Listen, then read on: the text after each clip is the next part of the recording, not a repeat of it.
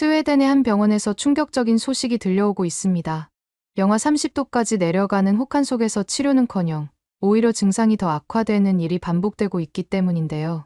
환자들은 감기 때문에 입원했다가 폐렴으로 상태가 나빠지고 천식으로 입원했다가 중환자실로 향하는 일이 계속 이어지고 있지만 정작 북유럽 최고의 의료진들은 속수무책으로 아무것도 할 수 없다며 난색을 보인다고 합니다. 결국 해당 병원이 파산 위기에 직면하게 되자 유럽 전역의 건축가들은 지금 병원으로는 택도 없으니 새로운 병원을 지어야 한다며 천문학적인 예산을 요구하는 와중에 한 스웨덴 건축가는 엉뚱한 제안을 했다고 하는데요. 도대체 이 스웨덴 건축가는 어떤 제안을 했고 해당 병원에서는 대체 무슨 일이 일어나고 있는 건지 함께 알아보러 가실까요? 안녕하세요. 제 이름은 에릭 한센입니다. 저는 스웨덴에서 건축가를 하고 있답니다. 40대 초반의 나이에 북유럽 최고의 병원 건축 전문가라는 명성을 얻었지만 그 이면에는 제가 놓치고 있던 너무나도 소중한 것들이 있었어요.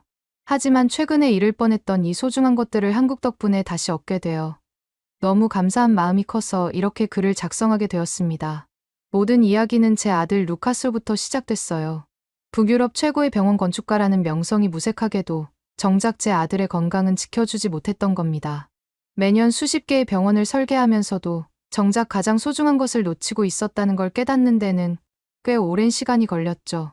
8살인 루카스는 태어날 때부터 천식을 앓고 있었는데 시간이 갈수록 증상이 점점 더 악화되더군요. 처음에는 가벼운 기침 정도로 여겼던 것이 어느새 루카스의 일상을 완전히 바꿔놓았어요. 학교에서 친구들과 뛰어놀지도 못하고 체육 시간에는 항상 벤치에 앉아 있어야 했습니다. 사실 그때까지만 해도 저는 루카스가 그저 민감한 아이라고만 생각했었죠. 특히 밤마다 들리는 루카스의 기침 소리는 마치 제 가슴을 핥히는 것만 같았습니다. 한밤중에 숨쉬기 힘들다고 울며 깨는 아들을 보면서도 저는 그저 등만 몇 번 두드려주고 약을 먹이는 것이 전부였어요. 마치 제 마음도 그 차가운 스웨덴의 겨울바람처럼 얼어붙어 있었던 것 같네요. 그 당시에 저는 그저 바쁘다는 핑계로 루카스의 고통을 외면했습니다. 아침에 출근할 때면 이미 루카스는 잠들어 있었고 밤늦게 돌아올 때면 또다시 잠들어 있었으니까요. 주말에도 늘 회의나 출장이 있다며 아들과 시간을 보내지 않았습니다. 병원에서 처방받은 약을 챙겨주는 것으로 제 역할은 끝났다고 생각했으니까요. 그저 아내가 알아서 해주겠지 하는 무책임한 생각뿐이었습니다. 그런데 어느 날 밤, 루카스의 방에서 평소보다 더 심한 기침 소리가 들렸습니다. 그날따라 유난히 추운 밤이었는데 창틈으로 스며드는 찬 기운이 루카스의 기침 소리와 함께 제 귓가를 맴돌더군요. 침대에 누워있으면서도 벌벌 떨고 있는 루카스를 보면서 저는 그제서야 저는 제가 얼마나 형편없는 아버지였는지 깨달았죠. 문을 열었을 때 본 광경은 지금도 잊을 수가 없네요. 루카스는 얼굴이 창백해져서 숨을 제대로 쉬지 못하고 있었고 갈비뼈가 들어갔다 나왔다 하면서 호흡을 힘겹게 이어가고 있었어요. 특히 숨을 내쉴 때마다 들리는 쌕쌕거리는 소리는 마치 루카스의 목숨이 조금씩 새어나가는 것처럼 들리더군요. 그 소리는 마치 제 가슴을 바늘로 찌르는 것 같았어요. 매 호흡마다 루카스의 작은 어깨는 크게 떨렸고 저는 그저 아무것도 해주지 못한 채로 그 모습을 바라보며 서 있을 수밖에 없었습니다. 루카스는 그날 밤 응급실로 실려갔고 의사는 천식 발작이 심각한 수준이라며 즉시 입원을 권했습니다. 구급차 안에서 루카스의 작은 손을 잡고 있는 동안 제 머릿속은 온통 자책감으로 가득했어요. 시끄러운 사이렌 소리 속에서도 루카스의 고통스러운 숨소리만이 제 귓가에 맴돌았습니다. 그제서야 저는 깨달았죠. 제가 얼마나 무책임한 아버지였는지를요. 수많은 병원을 설계하면서도 정작 제 아들이 매일 밤 겪는 고통은 모른 척했던 제 모습이 그 순간 너무나도 부끄럽게 느껴졌습니다. 응급실의 차가운 조명 아래에서 저는 이제부터라도 달라져야겠다고 다짐했어요.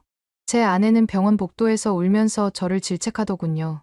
형광등 불빛 아래에서 떨리는 그녀의 목소리는 지난 몇 년간의 고통과 분노를 한꺼번에 쏟아내고 있었습니다. 새벽의 썰렁한 병원 복도에서 저는 그저 고개를 숙인 채 아내의 말을 들을 수밖에 없었어요.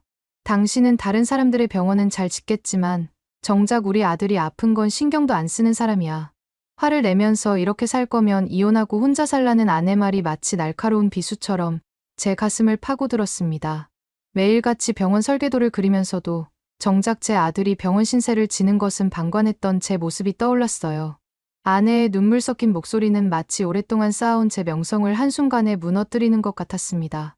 그즈음 스웨덴의 한 유명 아동병원에서 저를 찾아왔어요. 마침 루카스가 입원해 있던 그 병원의 옆 건물이더군요. 매일 아침 루카스를 보러 가는 길에 보이던 그 낡은 건물에서 갑작스러운 제안이 들어온 겁니다. 그 제안은 병원 시설 개선 프로젝트를 맡아달라는 제안이었습니다. 당시 그 병원은 오래된 난방시설 때문에 환자들의 불편이 많다고 들었어요. 처음에는 거절하려 했습니다. 루카스의 건강이 더 중요했으니까요. 매일 밤 아들의 숨소리를 듣고 있자니 다른 일은 엄두도 나지 않았습니다. 아내의 말대로 이제는 가족을 위해 시간을 써야 한다고 생각했거든요. 하지만 제안서를 검토하면서 이상한 점을 발견했어요. 그 순간 제 머릿속에서 무언가가 딱 하고 맞아떨어지는 느낌이었습니다.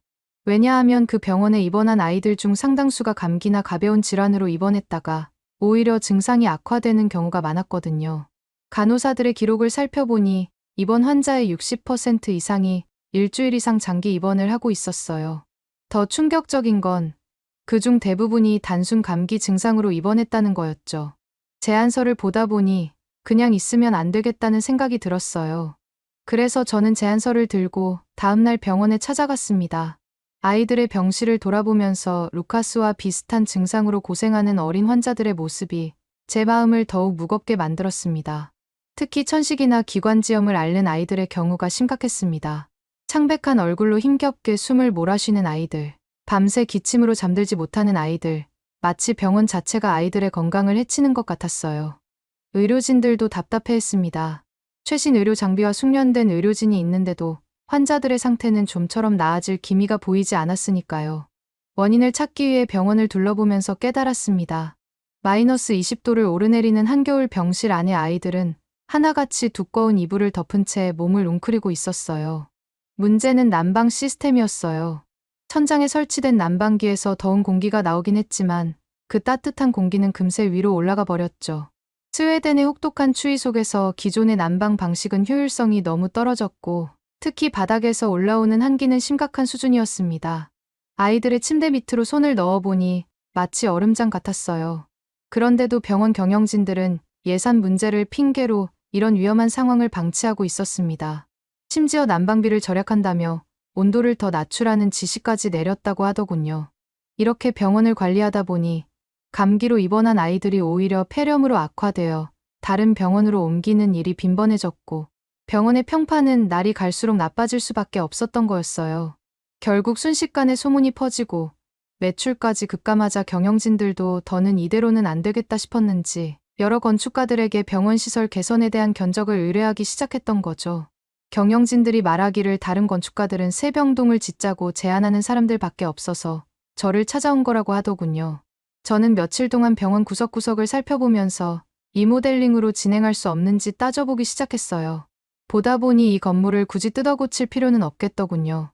저는 기존 건물의 구조를 활용하면서 난방 시스템만 개선하면 충분하다고 봤습니다. 단순히 건물을 새로 짓는 것보다는 지금 있는 시설을 효율적으로 개선하는 것이 더 현실적인 해결책이라고 생각한 거죠. 어차피 새로 지어봤자 난방 시스템이 효율적으로 바뀌지 않으면 다 의미가 없었거든요.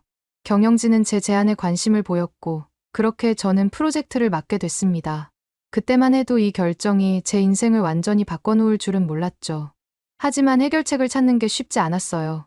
매일 밤 도서관에서 각종 난방공학 서적을 뒤적이고 유럽 전역의 병원 설계도를 검토했지만 답은 보이지 않았죠.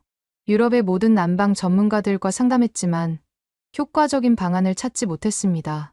독일, 노르웨이, 핀란드, 북유럽의 전문가들을 만날 때마다 기대에 부풀었다가 실망하기를 반복했어요. 그러던 중 한 동료가 한국의 건축 박람회를 추천했고 저는 마지막 희망을 안고 서울행 비행기에 올랐습니다. 13시간의 긴 비행 동안 내내 이번에는 뭔가 찾을 수 있지 않을까 하는 기대감으로 가득했어요. 하필 그때 아내는 친정에 급한 일이 생겨서 며칠 동안 가봐야 된다고 했었고 루카스를 돌볼 사람이 없어 어쩔 수 없이 루카스와 함께 한국으로 가게 됐어요. 어쩌면 이것도 운명이었는지도 모르겠네요. 처음 타는 장거리 비행기에 루카스는 신이 난 듯했어요. 서울에 도착해서 저희는 북촌의 한옥 게스트하우스에 묵게 됐는데 처음 본 숙소의 모습에 저는 실망을 감추지 못했습니다. 전통 가옥이라고 해서 기대했는데 막상 도착해보니 너무나 단출해 보였거든요. 침대는커녕 바닥에 이불만 깔려 있었습니다. 방 한가운데 놓인 얇은 이불을 보는 순간 제 얼굴이 금세 빨개지는 걸 느꼈어요. 스웨덴에서는 상상도 할 수 없는 잠자리였죠. 스웨덴에서도 감기 걸리지 말라고 침대에 아주 두꺼운 이불을 쓰는데 이런 땅바닥에서 어떻게 아픈 아이를 재울 수 있나 싶었어요. 저는 즉시 주인을 찾아가 따졌습니다. 우리 아들은 천식이 있어요. 차가운 바닥에서 자면 증상이 더 악화될 텐데 이게 말이 됩니까? 제 목소리에는 분노와 걱정이 뒤섞여 있었습니다. 스웨덴에서 온 손님을 이렇게 대접하다니 한국은 원래 이런가 싶기도 하면서 당장이라도 다른 숙소를 알아봐야겠다고 생각했습니다. 하지만 제 예상과 달리 게스트하우스 주인은 전혀 동요하지 않았어요. 오히려 차분하고 담담한 태도로 제 이야기를 끝까지 경청하더군요. 마치 이런 항의를 여러 번 받아본 것처럼 여유로워 보였습니다. 오히려 미소를 지으며 걱정 마세요. 이 바닥은 차갑지 않아요. 왜냐하면 온돌이라는 한국의 전통 난방 방식이거든요. 한번 자보시면 알게 될 거예요 라고 말하더군요. 심지어 불만족스러우면 다음날 바로 환불해주겠다는 제안까지 했습니다. 그분의 자신감 넘치는 태도에 저는 잠시 말문이 막혔어요. 반신반의하는 마음으로 첫날 밤을 맞이했는데 놀라운 일이 벌어졌어요. 밤이 깊어갈수록 방 안은 따뜻하게 데워졌고 이불 속은 굉장히 후끈후끈했거든요. 평소 같으면 한밤중에 기침 때문에 깨곤 했던 루카스가 새벽까지 푹 잤던 거죠. 몇 번이나 루카스를 쳐다보면서 숨소리를 확인했는데 그때마다 평화롭게 잠든 아들의 모습을 볼 수 있었어요. 처음으로 불안감 없이 밤을 보낼 수 있었습니다. 아침에 일어난 루카스의 표정은 제가 몇 년 만에 처음 보는 밝은 모습이었습니다. 창문으로 들어오는 아침 햇살처럼 환한 미소를 짓고 있었어요.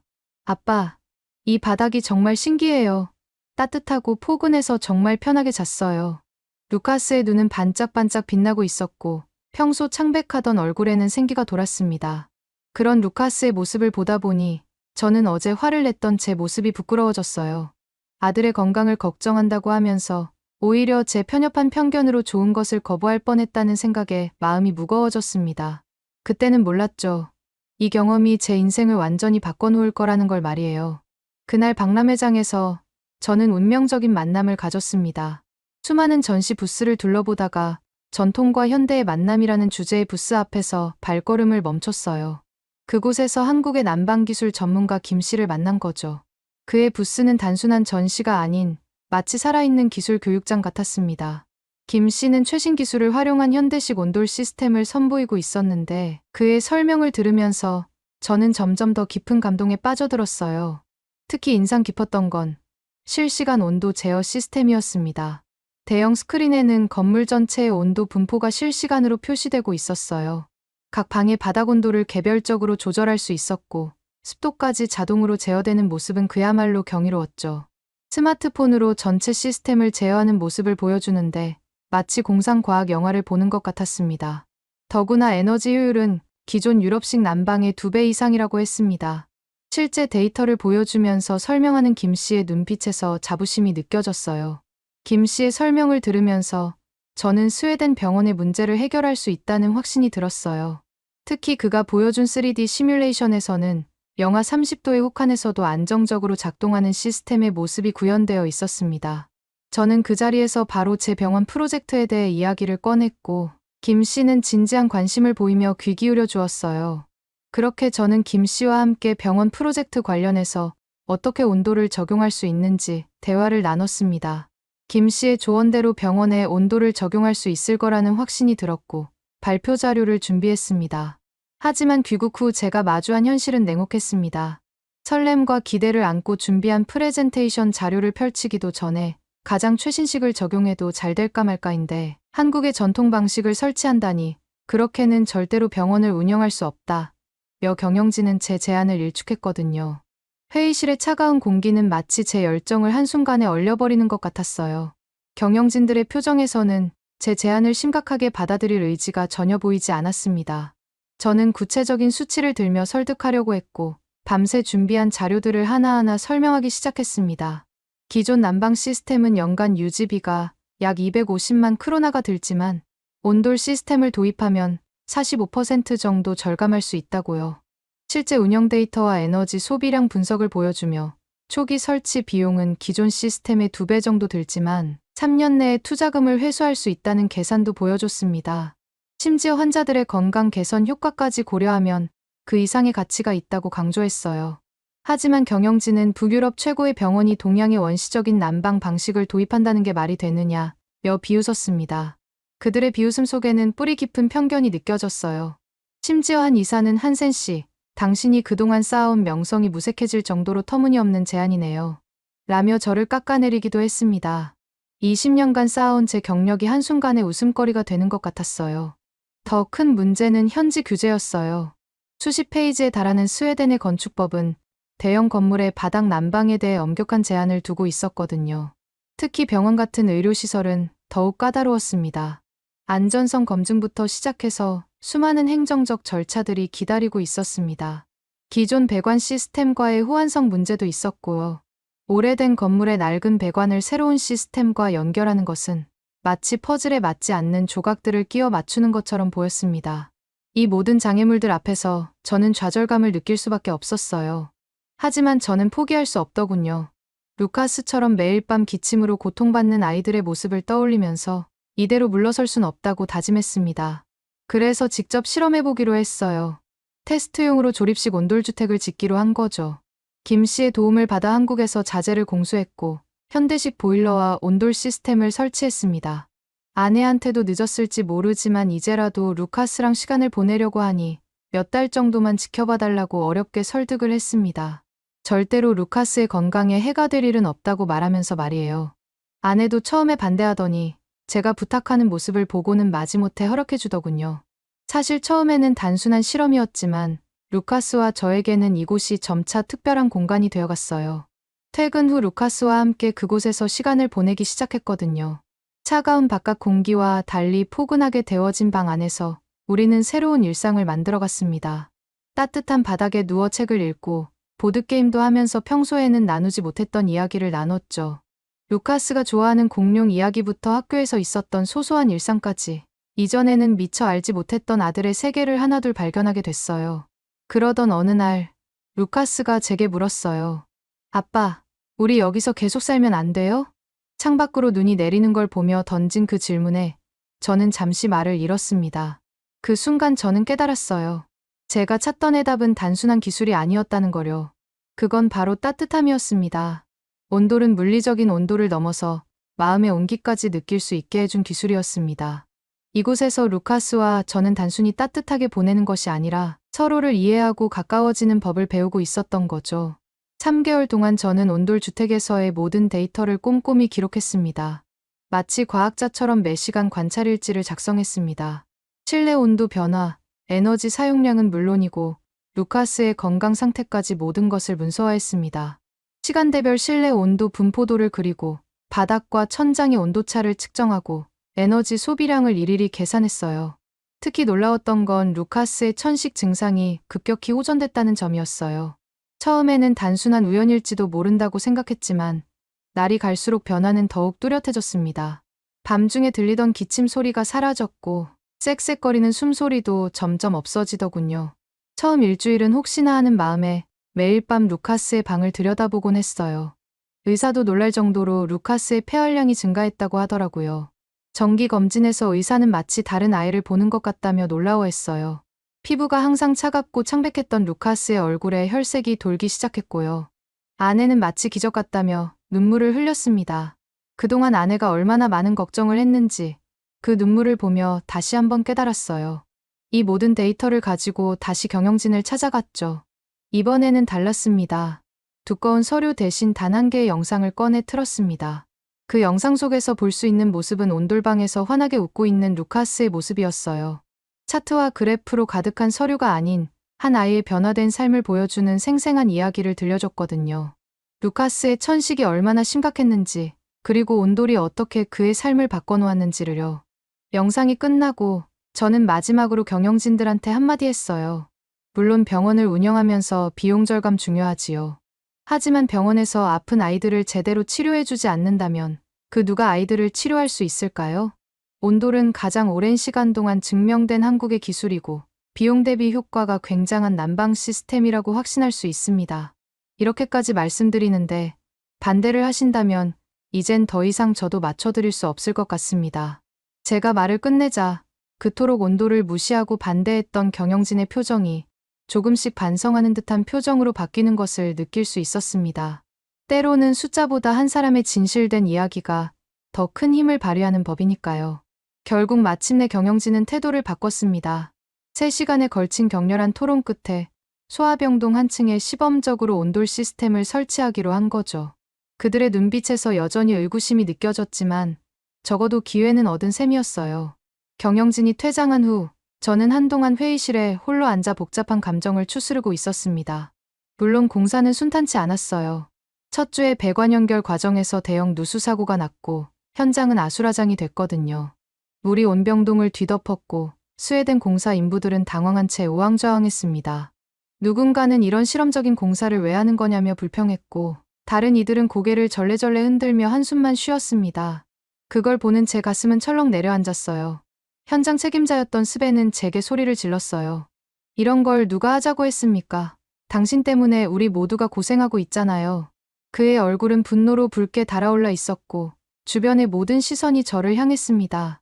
공사 전 시간만 되면 김 씨에게 도와줄 수 있냐고 물어봤었는데 흔쾌히 도와주겠다며 한국에서 날아오더군요. 그런 김 씨의 모습을 보면서 어떻게 이렇게까지 저를 도와줄 수 있는 것인지 믿기지가 않았어요. 스웨덴 사람들은 개인주의가 심하다 보니 난감한 부탁을 하면 거절을 할 때가 많거든요. 김 씨는 스웨덴에 오자마자 피곤할 텐데도 불구하고 바로 현장으로 와서 저를 도와줬고 함께 밤을 새워가며 문제를 해결하면서 현장을 완벽하게 수습했습니다. 잠도 제대로 못 자고 땀에 젖은 채로 일하는 그의 모습에서 진정한 전문가의 면모를 볼 수 있었어요. 특히 인상적이었던 건 김 씨가 보여준 섬세한 기술력이었어요. 마치 예술가가 작품을 다루듯 현장의 모든 부분을 꼼꼼히 챙기더군요. 스웨덴의 한파를 고려해 온돌의 열전 도율을 조정했고 현지 자재와의 호환성 문제도 해결했습니다. 영하 30도의 혹한에도 견딜 수 있도록 시스템을 보완하고 스웨덴 규격에 맞춰 모든 설비를 재조정했어요. 시간이 촉박했는데도 불구하고 그의 도움 덕분에 우리는 겨울이 오기 전에 공사를 마무리할 수 있었어요. 마지막 배관이 연결되던 순간 현장에 있던 모든 사람들이 박수를 치며 기뻐했습니다. 공사 후 첫 환자를 받던 날의 소식이 지금도 생생합니다. 병원의 한 관계자에게서 온 연락을 통해 알게 됐어요. 4살 소녀 엠마였다고 하더군요. 그 아이는 천식이 너무 심해서 매일 밤 산소호흡기를 써야 했다는 안타까운 사연이 있었습니다. 같이 온 사진 중에는 엠마의 첫 입원 당시 사진도 있었는데 너무 힘이 없어 보이는 모습에 마음이 아팠습니다. 그랬던 엠마가 처음 온돌 병실에 들어섰을 때의 모습을 자세히 전해 들을 수 있었는데요. 맨발로 바닥을 조심스레 만져보더니 깜짝 놀라 엄마를 쳐다봤다고 해요. 엄마, 이 바닥이 따뜻해요. 그리고는 조심스럽게 바닥에 누워 천장을 바라봤다고 합니다. 마치 천사가 구름 위에 누운 것처럼 행복해 보였다고 하더군요. 그 이야기를 읽으며 저는 루카스가 처음 온도를 경험했던 그날이 떠올랐어요. 그리고 일주일 후 그 아이에게서 놀라운 변화가 시작됐다는 소식을 전해 들었습니다. 바로 엠마의 산소호흡기 사용 시간이 절반으로 줄었고 한 달 뒤에는 거의 필요 없게 됐다는 소식이었거든요. 병실 바닥에서 뛰어노는 엠마의 모습을 담은 동영상을 보면서 제 눈시울이 붉어졌어요. 의료진들도 이건 정말 과학적으로 설명하기 어려운 결과라며 놀라워했다고 합니다. 이 소문은 빠르게 퍼졌는데요. 아니나 다를까 중증 호흡기 질환을 앓는 아이들이 전국에서 몰려들기 시작하더라고요. 6개월 만에 제가 프로젝트를 맡았던 병원이 북유럽 최고의 소아호흡기 치료센터로 이름을 날리게 됐다는 소식을 접했을 때 저는 그저 감사한 마음뿐이었습니다. 한국의 전통 난방 방식이 스웨덴의 의료 현장을 바꾼 거죠. 하지만 이번 프로젝트를 진행하면서 가장 큰 영향을 받은 건 바로 저였는데요. 더 이상 저는 단순한 건축가가 아닌 아픈 아이들에게 희망을 전하는 사람이 되어야겠다는 생각을 했거든요. 특히 루카스와 함께 보내는 시간이 늘어나면서 제 삶의 우선순위도 완전히 바뀌었습니다. 지금은 1년에 2번씩 아내와 루카스를 데리고 꼭 서울을 방문합니다. 김 씨와 함께 새로운 프로젝트를 논의하면서 언제나 한옥 게스트하우스에서 묵죠. 그리고 루카스와 함께 바닥에 누워 이야기를 나눕니다. 처음 이곳에 왔을 때 제가 얼마나 무례했었는지, 그리고 그때의 실수가 어떻게 저희 삶을 모두 바꿔놓았는지에 대해서요. 온돌은 제게 단순한 난방 시스템, 그 이상의 의미를 가져다 줬습니다. 그것은 따뜻함이었고 치유였으며 새로운 시작이라고 할 수 있었어요. 이제 저는 자신있게 말할 수 있습니다. 한국이 지금까지 단단하게 설 수 있었던 이유도 오래된 지혜가 있었기 때문이라고요. 그나저나 제가 건축 프로젝트를 진행하면서 온돌 말고 접목시키기에 좋은 한국만의 문화나 시스템이 있을까요? 오늘의 사연은 어떠셨나요? 오늘의 사연이 마음에 드셨다면 좋아요만 한번 눌러주세요. 1초밖에 안 걸리지만 좋아요를 한번 눌러주시면 더 좋은 사연을 소개해드리는데 큰 힘이 된답니다. 긴 영상 시청해주셔서 감사합니다. 오늘도 행복한 하루 보내세요.